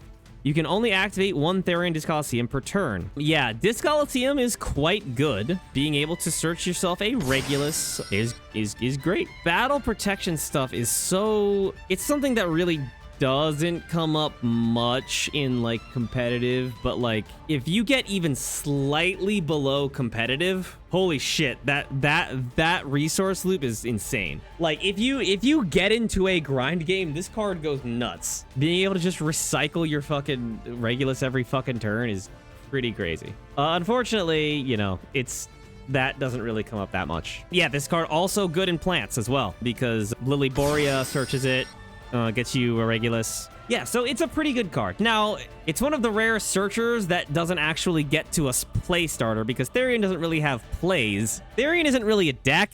You can search Regulus, but then you need a graveyard. Yeah, you have to have stuff in your graveyard already. But it's still very, very good at doing what it does. It's a deck in duel. Okay, it is a deck in Duel Links. I suppose that's true. Now, where exactly does this card go? It gets you a really good card and then has gives you protection. It's not like the deck, like some of these other cards, like Gold Golgana specifically. And it's not doing like a combo. So it's good, but it's not like great. It gets basically an additional end board piece, mostly. I think I want to put it maybe right below Weather Forecast. Now I'm comparing it to Light Barrier. How do I feel about this card versus Light Barrier? I fucking hate Light Barrier so much that I want to put it above Light Barrier. I'm never going to stop being mad about this card being this high. And you know what? I have decided that I hate Light Barrier enough that I will put it down lower. Should Light Barrier be ahead of it? Probably. I don't care. Fuck you, Light Barrier. Die. P.U.N.K Jam Extreme Session. Once per turn, you can banish one P.U.N.K card from your graveyard. Special summon one P.U.N.K monster from your hand. If a psychic monster you control paid life points to activate its effect, you can draw one card. You can use this effect of P.U.N.K Jam Extreme Session twice per turn. It's good. This card is good. And it's searchable. You can get it off of... Oh my god, how do I not remember what the spell searcher's name is? Don't tell me. I will remember it. The Almond searches the monsters. Madam Spider searches the traps. What is that fuck-ass card that searches the spells? It's Terraforming. Yeah, that's the one. Fuck, I can't remember what it's called. Wagon. Jesus Christ. It's Wagon. Anyway, searchable by Wagon, which is a card that you would go through during the combo anyway. So, and it draws 2 Yu-Gi-Oh cards. It draws 2 Yu-Gi-Oh cards. 2 cards. I heckin' love drawing 2 cards. Again, this is not a starter. It's more just kind of, you know, it's Pot of Greed. How good is Pot of Greed? Pretty good. Better than Light Barrier? Definitely. Above Sanctuary. Probably, right? It's probably somewhere around here, I would say. I put it above Area 0. Maybe better than Waterfront. It's close. God, we really are splitting hairs as much as we can. The hairs are harder and harder to split. Okay, I'm gonna put it here. I'm gonna put it below the Yummy combo and above Waterfront. All right, chat. Has anyone ever seen this card before? I don't think I've ever seen this card before. I'm gonna read it for the first time. Primeval Planet Perlereino. When this card is activated, you can add one Tearlaments monster or one Vsauce Starfrost from your deck to your hand. Fusion monsters and Tearlaments monsters you control gain 500 attack. If a Tearlaments monsters you control or in your graveyard is shuffled into the deck or extra deck, except during the damage step, you can target one card on the field, destroy it. You can only use this effect of Primeval Planet Perlereino once per turn. You can only activate one Primeval Planet Perlereino per turn. I think it's okay. It's all right. This card's all right. Chat, is it good to search a Tearlaments card? You know what? I'm hearing reports that it is in fact good. Yeah, I agree with EPT. It is this number 1 or number 2? Is this above or below Mystic Mind is the only question we're having. This card is obviously unfucking believable. Getting a Tearlaments is obviously insane. Even the fact that it searches Vsauce Starfrost is important. Not because it can search Vsauce Starfrost, but because the fact that it says Vsauce Starfrost makes it searchable by Trivikarma. So it is, even though it is not a Tearlaments card and therefore was less searchable originally, now it is. And also, it's a pop once per turn whenever you fusion summon, or if you use one of the shufflers. And also the 500 attack boost is relevant. That actually matters, because combining this with Scream to basically Clockwork Knight your opponent is kind of fucked up. Is this still banned in Master Duel? It sure is. Here would be my only argument for potentially not being number 1. Tearlament is still good without this card. But that is more of a testament to how fucking broken Tearlaments cards are. Without this card, Tearlaments is a competitive deck. With this card, this is inarguably the best deck of all time. Like, yeah, after this card got banned in Master Duel, Tear was still playable. But it was definitely worse. Like, it was noticeably worse.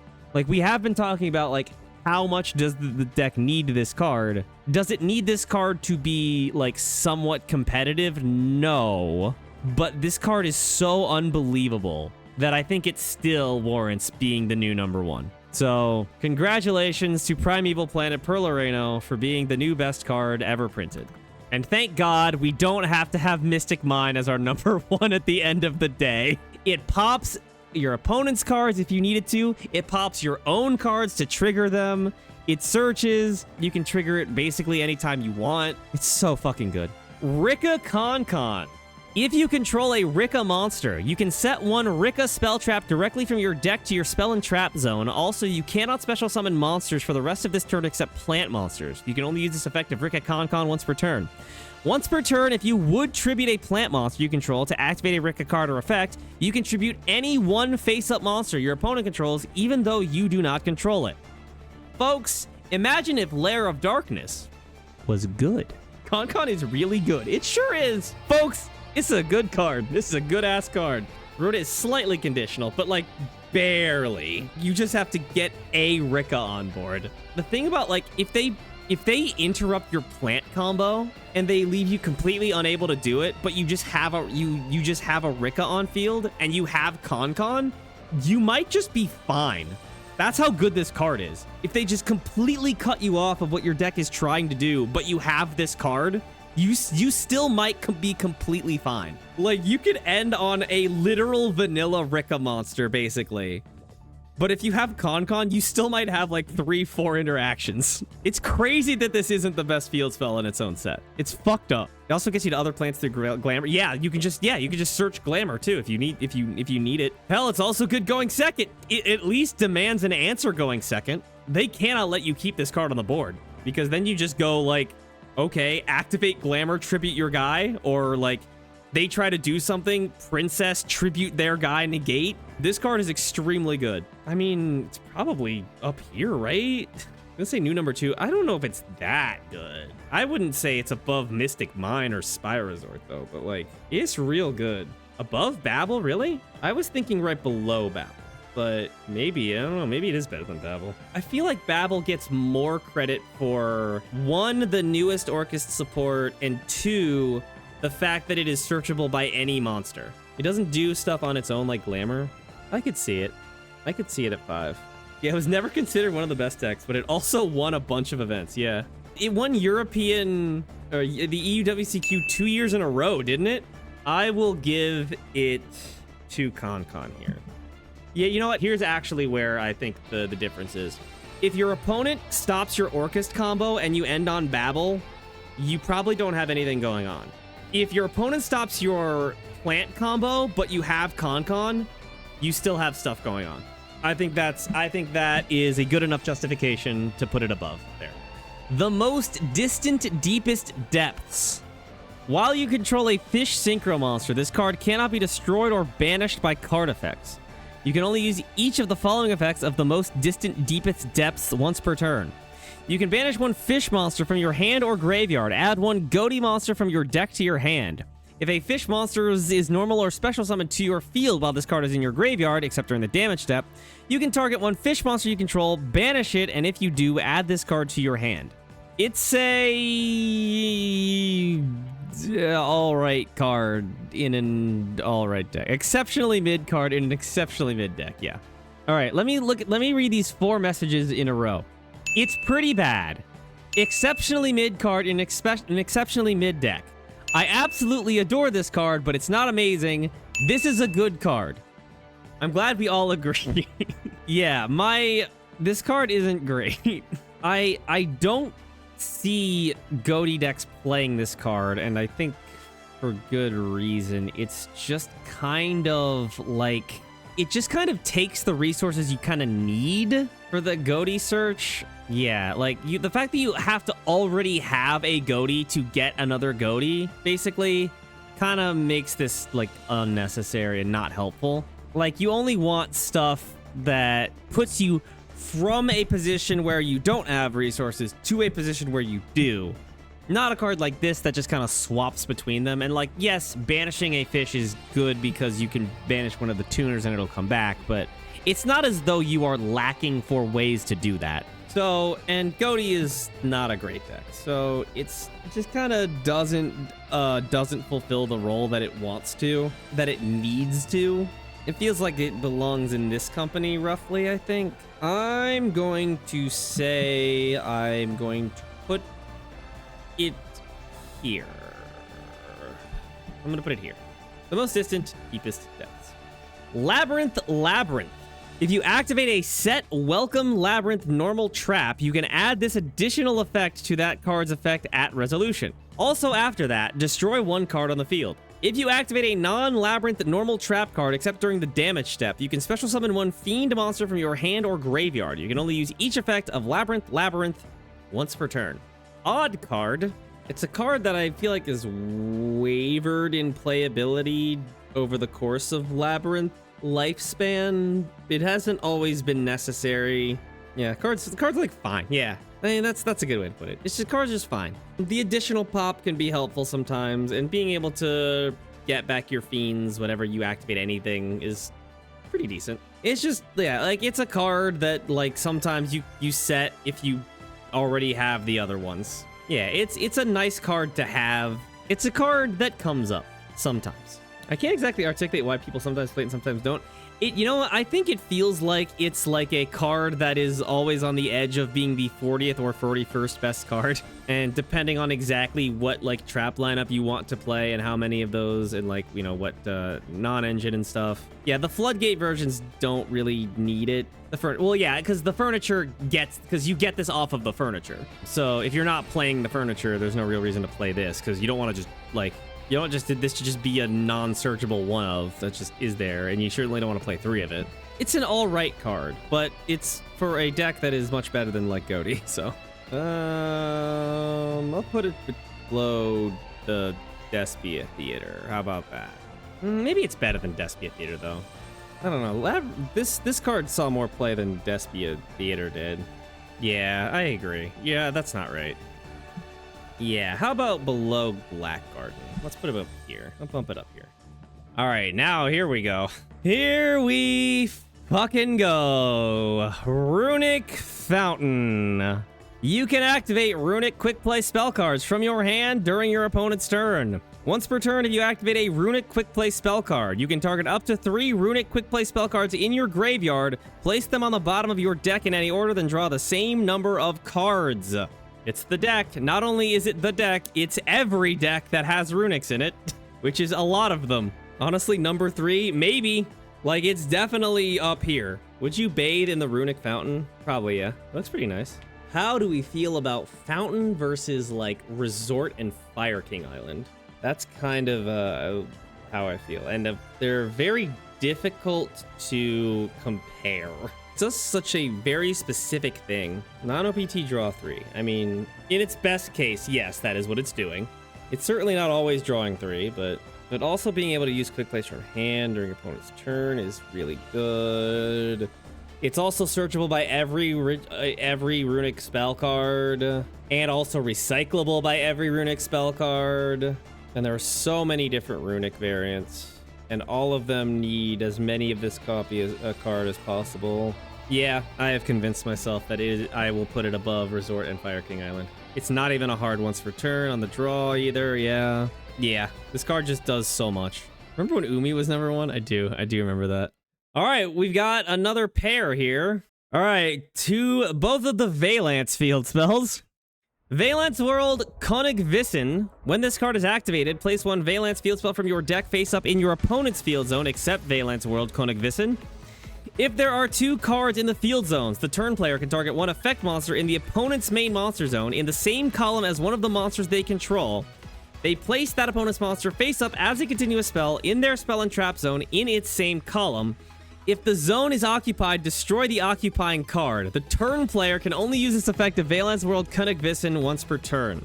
And Valance World Shinra Bansho. When this card is activated, place 1 Valance field spell from your deck face up in your opponent's field zone, except Valance World Shinra Bansho. If there are 2 cards in the field zones, the turn player can target 1 monster card in their own spell and trap zone. They special summon that card to their own main monster zone in its same column. The turn player can only use this effect of Valence World Shinrabansho once per turn. Holy shit. Can we just spin a wheel and put them there? Yeah, Valence is just strange. I hate Valence on principle of being a pen player. You are an abomination of God and you should be flushed. I hate these cards. Yeah, me too. We have to talk about them here. Unfortunately, we have to talk about them. So, each one places the other, and you can basically use both effects. So, they're basically the same card. Now, the one that has the better effect is probably Shinrabansho, the one that summons from your spell and trap zone, rather than the one that puts something back in the back row, because the Shinrabansho helps you make plays. Kunnigvisson is just kind of like a removal card for going second. Valence is odd because it's kind of played in two completely different ways. You can either play it as just engine to go first, go Secret Village, Fossil Dyna, and pass, or you play it like completely hard going second because none of the other cards actually do anything. Like, they don't, have any interaction other than, the one fusion, basically. Notable that placing one, activating it, and putting a field spell in your opponent's field does lock them out of, I guess, Imperm. It also locks them out of, trying to evenly match to you, things like that. You could also play the Valence field spells in Pendulum as just a way to summon an additional monster, just like regular Pend. Yeah, we gotta think about, 1, how good these are in Valence, and 2, how good they are as pieces in Pendulum pile. And they're obviously critical to Valence, but Valence isn't a great deck. It's got funny lockouts that just win the game instantly, but if they don't get to them, they kind of can't do anything at all. The fact that they are on the field matter. In pen piles, they're just kind of extension that slightly insulates you from certain things. Also, going second, being able to remove 1 monster is still good. So, what the fuck are we doing with these cards? They are either good for a bad deck or okay for a decent deck. I want to say somewhere around here. Only a little better than this. I'm going to say just below Beetrooper Formation. And we're going to put them there. These are hard to conceptualize because they're so strange. They're just so very strange. So I'm going to stop thinking about them now. Duel Tower. I heckin' love Yu-Gi-Oh! Duel Monsters anime! At the start of each battle phase, each player can reveal 1 monster from their deck that does not have question mark attack. You banish them face down. Then the player who revealed the monster with the highest attack, each player if tied, can special summon 1 monster from their hand, and it can attack directly while on the field. Once per turn during the end phase, you can activate this effect. If you control this card during the end phase of your next turn, destroy all cards on the field. So this is a reference. The first effect is a reference to the 4-way duel in the middle of the Battle City Finals, where each player picked a monster before the duel started, and they decided who went first based on who had the monster with the highest attack. The second part, I believe, is a reference to the fact that Kaiba fucking blew up the tower and the island after they left. Does that have anything to do with how good this card is? No, not at all. So during the end phase, you can basically put a clock on your opponent, and then during your... Wait! It blows up the field during your end phase? The literal worst possible time to blow up the field. Holy fucking shit. They didn't print Kaiba nukes his family trauma island as a real card. This is not real, and you're all delusional, not me. You don't get it, lore. Themes and such. Get a big guy on the field at the start of the battle phase, and then it can attack directly. I mean, that's better than the danger field spell, right? As long as your opponent doesn't have a bigger monster. Oh, no. Sorry. It summons a monster from your hand. It doesn't summon the monster that was revealed. Never mind. The monster that you revealed is just gone. I'm not even thinking about the fucking blowing up the field effect. That just seems actively detrimental in almost every situation. We just gotta make it to the end phase, guys. I'm just mad at this card for existing. It can special summon a monster from your hand at the start of the battle phase. But it also can summon a monster from your opponent's hand at the start of the battle phase if you fuck it up. All right, I'm putting this between Tilted Try and World Legacy's Nightmare. There you go. Dragonic Pendulum. All Draco Slayer monsters on the field gain 300 attack and defense. You can only use each of the following effects of Dragonic Pendulum once per turn. If a Dragon Draco Slayer monster you control activates its effect, except during the damage step, you can target one card on the field and destroy it. If this card on the field is destroyed, you can either add to your hand or special summon one Draco Slayer or Drake Overlord monster from your deck. This card's like fine, right? There was a period where the new Draco Slayers came out. Like a penned deck would play this, I think mostly to like pop it and summon a guy from deck. You'd pop this with Beyond the Pendulum, basically, to get to the Draco Slayers you needed, which were probably searching Secret Village. So none of the new Draco Slayers are dragons, right? So this is a warrior, this is a machine, and this is a spellcaster, yeah. So it would have to be like Ignister, I guess, would be the card triggering this. No, you would play Ignister in this deck, right? Because it summons from that.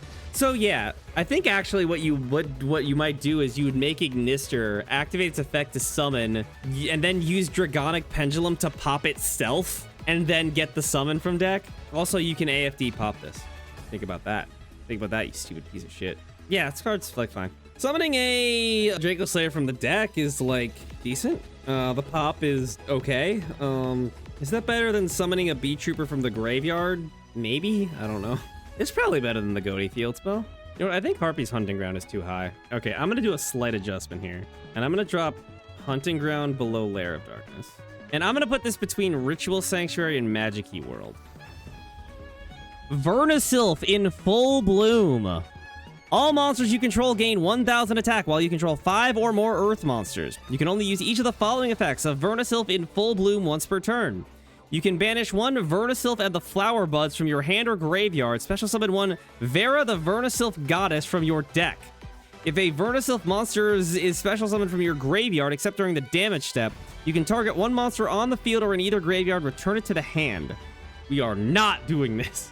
This card's so specific. It really is. First off, 5 Earth monsters is definitely when you needed a 1,000 attack boost. Then you have to banish specifically Flower Buds. Which one is Flower Buds? This trap card. Okay, that is just so odd. Do you know how fucking easy it is to summon this? Like, just dump it with EB Bear and then summon it. Or just add it to your hand and then discard it. Just use this guy or the ducky. Search it and then discard it and then summon it. It's really easy. And then a bounce. The bounce is all right, at least, right? Like, that's gonna trigger whenever you, like, use a Vernasylph. Well, I guess not always. You have to, only if you summon a Vernasylph monster. And it is any monster on field or in either graveyard, so you can use it as a removal card, or you can use it as recovery. That's probably the most important thing that this card can do. And how good is that? It's okay. But the thing about Vernasylph is it's like a Vernasylph deck is not the most prominent use for Vernasylphs. Vernasylphs are usually like a small engine played in other Earth decks, which hinders the ability to even use that last effect. So it does have a removal effect on it, which is like for sure something. I'm mostly determining how good I think that bounce is. I think I'm gonna put it right above Supper Spot. I think I like this spot right here. Dice Dungeon.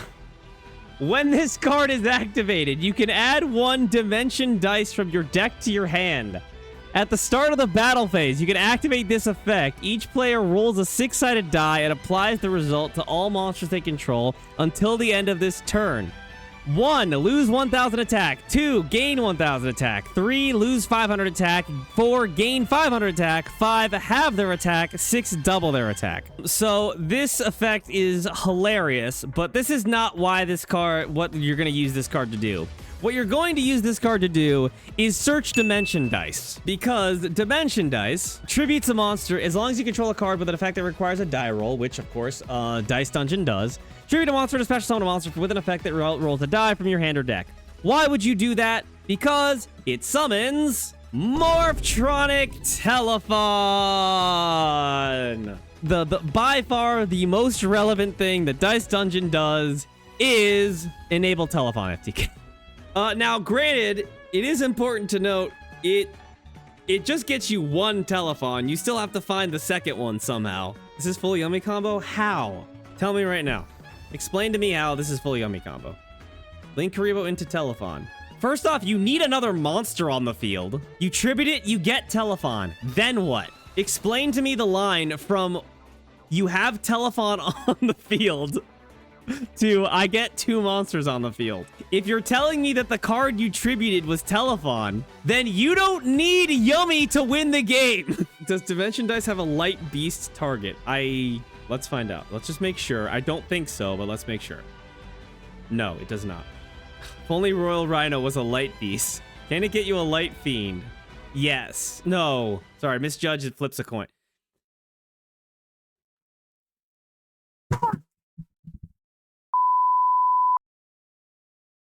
You gotta be fucking kidding me, dog.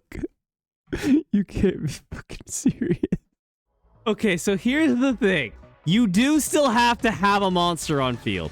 So it's not full yummy combo or full Fiendsmith combo by itself. I'm gonna fucking shit my pants. It's a 1.5 card better than Starry. This also requires 2 bricks. You have to play Dimension Dice and Deathstroke Archfiend. You also have to open something to normal summon. Although I suppose if you draw Deathstroke Archfiend, it does still do the combo. So I guess it's not that much of a brick. I'm gonna go to the end phase in real life.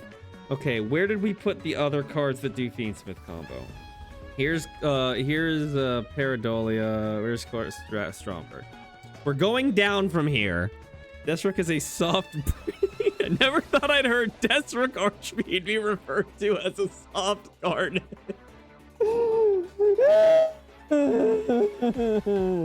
Okay, where are we putting the brickiest Fiendsmith combo in the fucking universe?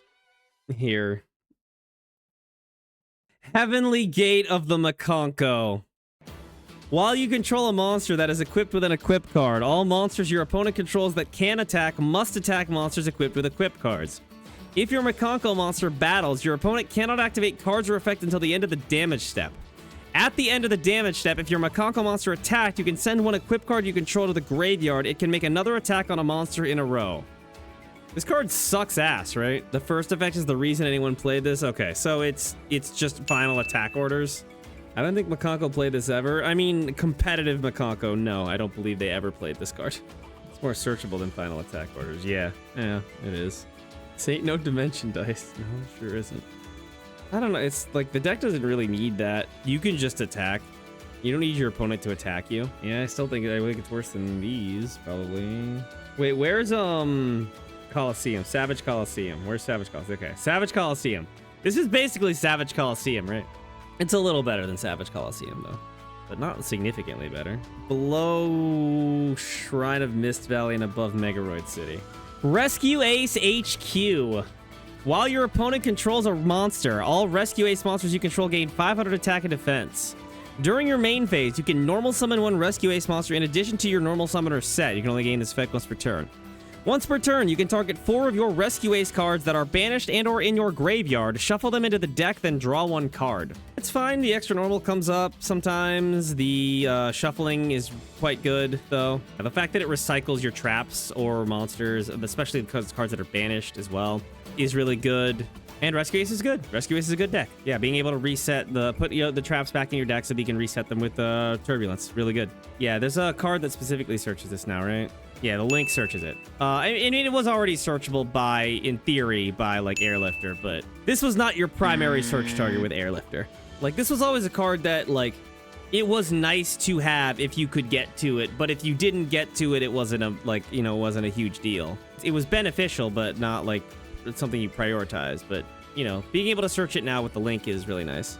Now, it is not a Link 1. That's not the Link 1 that searches the field spell. It's the Link 4 that searches the field spell. It's kind of like a Salamangreat Sanctuary, Mausoleum type card. It's not as good as those cards, but it's kind of like those kind of things. As good as the Lab Field spell, probably better. Okay, yeah, I think it's somewhere around here, yeah. Yeah, it's not like it's doing anything like unbelievably strong, but it's really nice for the grind. The extra normal comes up. How about between Weather Forecast and Therion Discolosseum? How do you feel about that? Feel good about it? I feel good about it. Stray Pearly Street. Your opponent cannot target Pearly monsters you control with card effects the turn they are special summoned. Once per turn, if a face-up Pearly Xyz monsters you control leaves the field because of an opponent's card, special summon one level 1 Pearly monster from your deck or graveyard. Once per turn, during the end phase, you can target one Pearly Xyz monster on the field, attach one Pearly quick play spell from your deck or graveyard to that monster as material. Great card. Really good card. I only just now noticed that it can target a Pearly Xyz on the field, so you could theoretically attach it to your opponent's Pearly Xyz. I do not know why you would ever want to do that, but you can. You legally can. Yeah, it's real good. Making all your stuff untargetable the turn they're summoned. Really nice. They can't imperm your white or black cats, which is one of the things that they are the most susceptible to. And then, like, it lets you just get back your guys if your Xyz monster is outed. And getting to attach anything to your Xyz during the end phase so that it can get whatever effect you want it to have. Very good. And also, to increase the number of materials on it. It's not a starter or anything for sure, but like it's like really good like as insulation effectively. It's really like insulation. So yeah, this is an interesting one because this is almost as good as a card could possibly be without giving you, like, more consistency. I don't think it clears Reichphobia. I don't either. I'm thinking it might be a little bit further down, but it is search. It's extremely searchable, so that's good. All right, what about right here? They're between Island and Light Stage. I'm worried this is too high because it's not a play starter, but it's extremely searchable, and it serves a very important purpose in the deck, even if it's not a searcher. Also, it's not like the deck needs searchers. Every quick play spell card gets you to everything you need, basically. So, Pressured Planet Ratesoth. When this card is activated, you can add one Kashtira monster from your deck to your hand. Monsters you control gain 100 attack and defense for each different attribute on the field. If a Kashtira Shangri-Ira you control activates an effect, except during the damage step, you can target one card on the field, destroy it. You can only use this effect of Pressured Planet Ratesoth once per turn. You can only activate one Pressured Planet Ratesoth per turn. Yeah, it's pretty good. Add Fenrir or Unicorn. Does not mention Vsauce Starfrost. No, it does not. Add Fenrir, Unicorn, or add Tear Cache in Tearlament. Gives you a card to send for your Snake Eye Ash.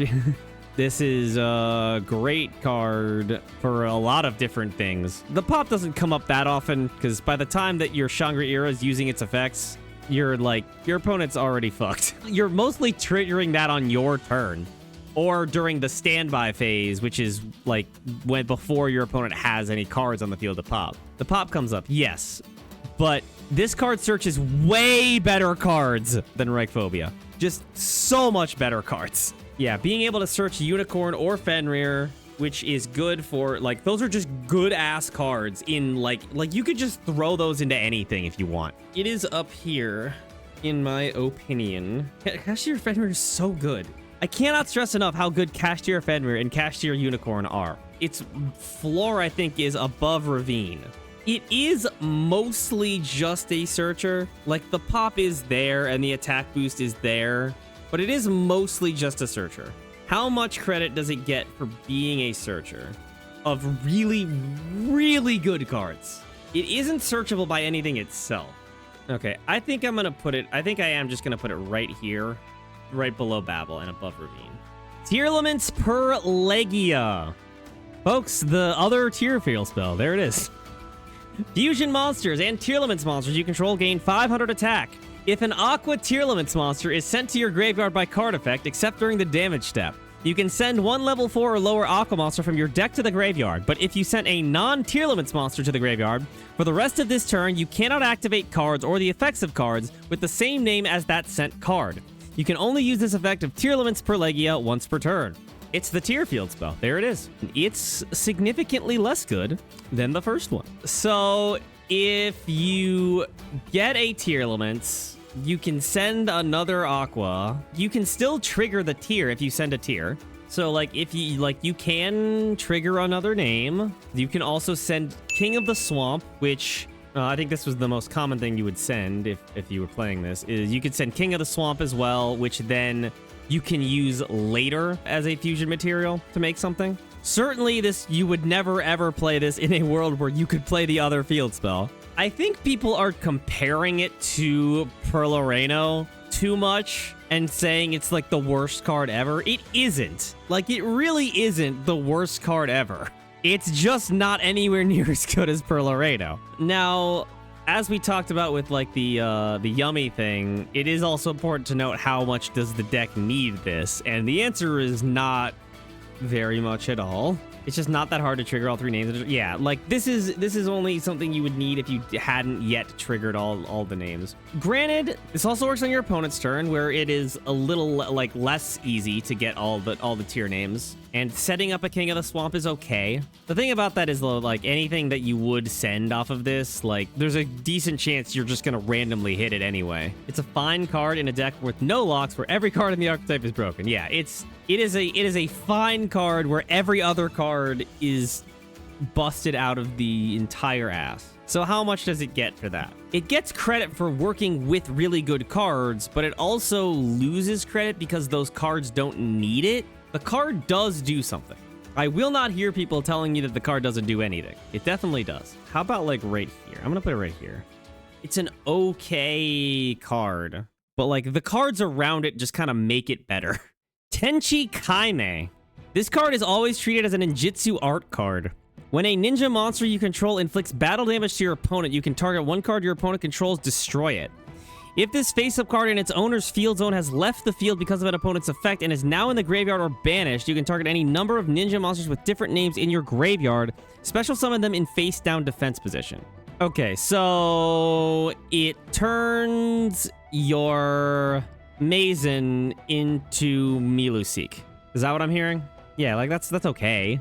Not once per turn. That's true. Not once per turn on the pop. So if you have Mazen and you know, another monster that can attack directly, you can pop 2 cards. Although, if you have Mazen on board with more other ninjas, you might just like win, right?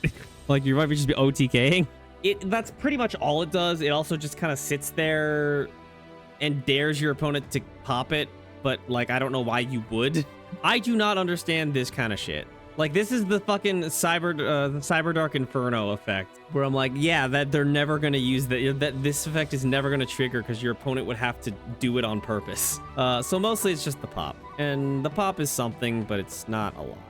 Here we go. Here's the other field spell. It's below that for sure.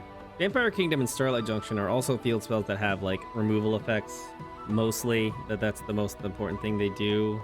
But I think this is better than those. Thanatosis also has a pop. Okay, I'm gonna put it here. Tenchi Kaime. Alright, Trap Trip Garden. During your main phase, you can normal summon 1 Trap Tricks monster in addition to your normal summoner set. You can only gain this effect once per turn. The first time each insect or plant monster you control would be destroyed by battle each turn, it is not destroyed. You can banish 1 monster you control, special summon 1 Trap Tricks monster from your hand or graveyard. You can only use this effect of Trap Trip Garden once per turn. This card's really good at trap tricks. It's quite good. Getting extra normal is good. Protecting every one of your cards by battle once is decent. Why is it battle only? Like, it comes up with battle only. It is certainly, obviously, would be a lot better if it protects from card effects, but like, doesn't Rafflesia protect all your cards from card effects? Banishing a monster you control to summon a Trap Tricks from hand or grave is all right. Like, you know, obviously you're not like increasing the number of cards on your board, but you do get to trigger effects that happen when their monsters are special summoned. And yeah, the extra normal is important too. Oh yeah, and this card is searchable by one of the cards. I can't remember which one. Pudika's the one that searches it. Got it. So yeah, it's a good card, and Trap Tricks is another fine deck. It is, you know, this is not a consistency booster or anything, but it's got some good effects that all do stuff. I think I'm gonna put it here between Libromancer First Appearance and Hyper Stadium. Card's all right. Card's pretty good. Finally, a good card. Are you ready for a fucking good card? Are you ready for a goddamn banger? Here it is. Barian Untopia. Yeah! This card is always treated as a Barian's card. Number monsters you control with a number between 101 and 107 in their name, as well as C Xyz monsters and number C monsters you control cannot be destroyed by your opponent's card effects, and your opponent cannot target them with card effects. Once per turn, if you special summon an Xyz monster with a rank up magic spells effect, you can target that Xyz monster and one monster your opponent controls, attach that opponent's monster to that Xyz monster as material. Thank God it's always treated as a barrier. Is there what fucking card cares if it's about Barion's cards? Give me a second. I literally actually don't know. 7th Ascension and 7th Force. This card sucks penis and balls, both of them. So it gives protection to the over 100 numbers, Chaos Xyz, and number Cs. And then if you rank up, it can slurp. It can slurpy slurp. I'd call it a win more card, but it doesn't necessarily help you win. So it's a more card. This is the best card for the Barion's deck. That is very real. It really is. Okay, so let's find some similar cards. For example, Mound of the Bound Creator has basically the same protection effect, but it gives it to better, to like, I think a more diverse and probably better variety of cards. Now, this card does have the slurp effect, which is something, but, you know, not that much. Tactical Vor is all this card has going for it. Thank you. Specifically, if you use a rank up magic to rank something up, it can slurp something. God damn, I keep going lower. I keep thinking I'm done going lower, but I'm not. I'm not done yet. What is the worst card that has a removal effect in this entire list? No, Celestia, I mean, we're way below Celestia at this point. I guess Dual Tower. Dual Tower is the worst card that has a removal effect. Venom Swamp? Yeah, Venom Swamp. There it is. Yeah, Venom Swamp. That's probably the most reasonable one. I think it's better than Venom Swamp. Okay, I've decided. It's between Naturia Forest and Euler's Circuit. That's where we're at. I can't. We're still. It's just so heartening to know that we're in 2023 at this point, and we're still finding absolute dog shit. It's awesome. Duel Academy. Folks, I heckin' love Yu-Gi-Oh! GX anime. This card gains these effects based on the monster types on the field. Warrior, Beast, or Pyro. Once per turn, if you activate a trap card, except during the damage step, you can target one card your opponent controls and destroy it. Dinosaur, Sea Serpent, or Thunder. Once per turn, if you activate a spell card, you can inflict 1,000 damage to your opponent. Machine, Fairy, or Fiend. Once per turn, if you activate a monster effect, you can target a face-up monster you control that gains 1,000 attack, even if this card leaves the field. Second nostalgic island-themed field spell of this video. I guess the only thing I would have to say is chilling out with the crew in the schoolyard. Finding trouble, never looking too hard. Well, back at class, they never taught us this. Some things you gotta learn, hit or miss. I have seen I've heard tale of this card being played in Volcanic for the pop. In theory, you can do that. I have to stress, this card doesn't do nothing. It literally doesn't. I'm trying to think of what other, because, I mean, the trap effect is the only one that's going to matter. You could play this in Yummy, and then if you activate Redemption, you could pop a card.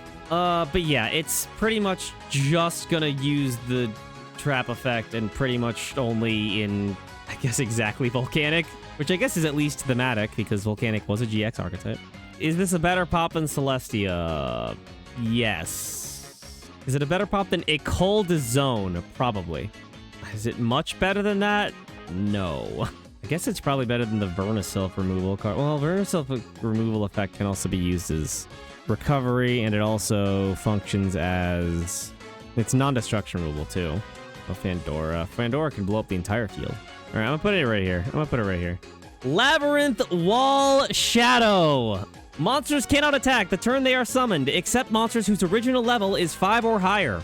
Once per turn during your main phase, you can place one of your Sanga of the Thunder, Kazajin, or Suijin that is banished or in your hand or deck face up in your spell and trap zone as a continuous spell.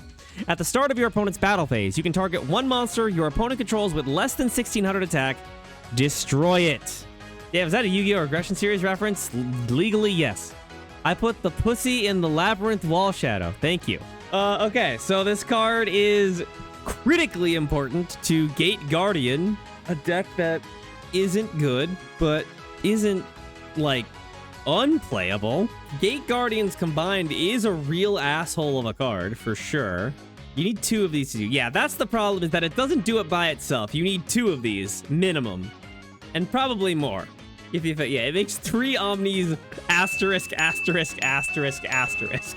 So yeah, this card it's good. The deck you need more of it than just this one. Now, you know, the deck is kind of built around trying to get this effect off more than once, but like, it's not like that good at doing it. It's just kind of very inconsistent. It is a floodgate. It does have a floodgate. It's an attack floodgate, but yes. I mean, this card does things. It just doesn't do enough things. I feel like it does more than this shit. I just don't know what to do with this card, because it is the most important thing that the deck needs to function, but it doesn't do enough. You just need more than one of this card to do anything, and you don't have an easy way to get to more than one of them. You just got to draw more than one of them, or the searches for them. God, it's not, I'm not getting like a good like comparison anywhere, so I'm kind of just floating out here. How about between Tenchi Kaime and Mutant Evolution Lab? New Frontier. If your opponent special summons a Ritual Fusion, Synchro, Xyz, and or Link monsters, except during the damage step, you can activate one of these effects. Add 1 Fallen of Albaz or 1 monster that mentions it from your deck to your hand. Special summon 1 Fallen of Albaz or 1 monster that mentions it from your hand. You can only use each effect of New Frontier once per turn. Yeah, I guess that's the issue, which is it searches an Albaz or a friend of the channel on turn 2, which means you can then use it on turn 3, or it can summon something from hand. If you already have something in hand, I guess it can. Like if you have an Albaz in hand, you can summon it and then like Super Poly or something. If you have white Albaz, you can summon it and then summon the other card from the deck. Notably, you can use each of these effects too, so it's not like you have to choose between the 2 of them. It gets you follow for turn 3, or, well, also, hold up. You can use the first effect to search Fallen of Albaz, or, you know, one of the other cards, and then use the second effect to then immediately summon it. So if they summon from the extra deck twice, you can get that.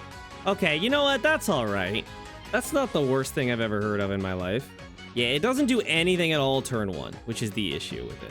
But it kind of works, you know, somewhat as potential interruption or getting more stuff. I'm gonna put it right above the Umis here. New Frontier. Peaceful Planet Calarium. When this card is activated, you can add 1 Manadium monster or 1 Vsauce Starfrost from the deck to your hand. Light monsters you control gain 100 attack for each tuner you control and in your graveyard. If a face-up tuners you control is destroyed by battle or card effect, you can target one of those monsters, special summon it. You can only use this effect of Peaceful Planet Calarium once per turn. You can only activate 1 Peaceful Planet Calarium per turn. This card searches your Manadium monsters. It's the starter Manadium. It also gets you a revive for your tuners if they are destroyed, which you are going to do during the course of doing Manadium combos. So it gets you back your balls. When your balls are destroyed, it returns your balls to you. That's always important. Only planet that instead of popping brings something back for the lore. That's true. That's true. It's peaceful. Now, it is extremely funny that the card sometimes floodgates you. If you try to use a hand trap that is a tuner, it fucks up your balls. It does fuck up your balls a little bit. But while that is very annoying, it's still easily like good enough to offset the fact that annoying shit happens sometimes. How does this compare to Scareclaw? Is it worse than Scareclaw? I don't know. But what Scareclaw has going for it is that it's searchable by literally any Scareclaw monster. And, you know, getting Reichhart, like the Reichhart arrival shit is really good. But Manadium does have the additional revive effect. It gets other cards, Manadium stuff. I think the Manadium one does more than the Scareclaw one. But the Scareclaw one is way more searchable. The thing, yeah, like Manadium would also play the Scareclaw field spell too. Whereas the only thing that's playing the Manadium field spell is Manadium.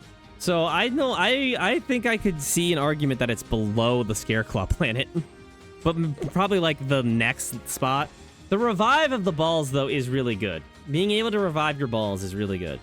Yeah, I'm gonna put it 1 slot below the Scareclaw field spell. I'm gonna put it literally right here. Nouvelle Restaurant à table, folks, burger. When this card is activated, you can add one recipe card from your deck or graveyard to your hand. Once per turn, you can place one ritual monster from your hand on the bottom of the deck, draw one card.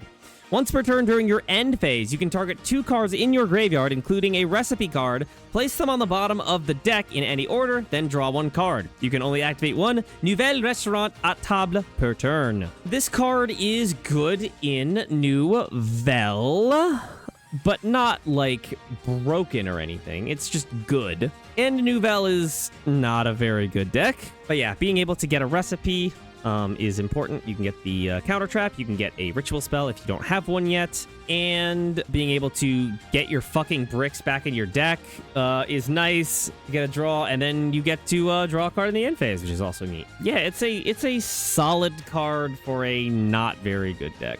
I feel like it is all right. It's an all right card. Fantastic Theater might be a decent comp. This is another pretty good card for a mid deck. Is this card better than that card? I think it is. I think it's better than this card. Is it better than the Valence field spells? I think so. I think it's better than that. I think I'm going to put it just below Beetrooper Formation. A table. Don't slip the Dogs of War.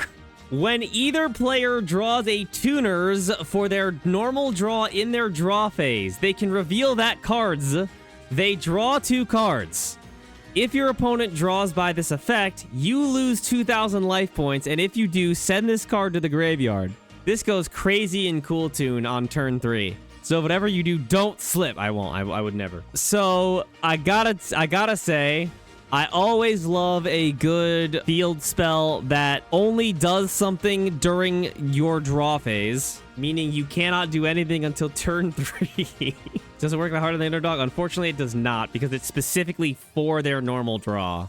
Anyway, this card is penis. This card is terrible. If you activate this, you maybe can draw 2 cards on your next turn if you're playing, like, Cool Tune or something.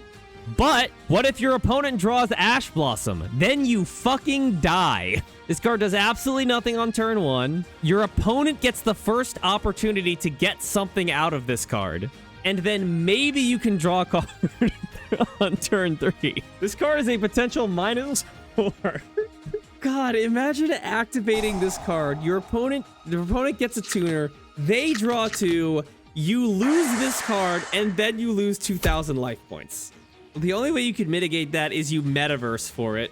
If you metaverse for it, or like you demise of the land for it, at least you get the first opportunity to draw off of it. So the card I'm immediately thinking about is Dual Tainting, as the card that is as bad as a card could possibly be, while theoretically maybe drawing you 2 cards. And this is worse than that because it also might draw your opponent 2 cards.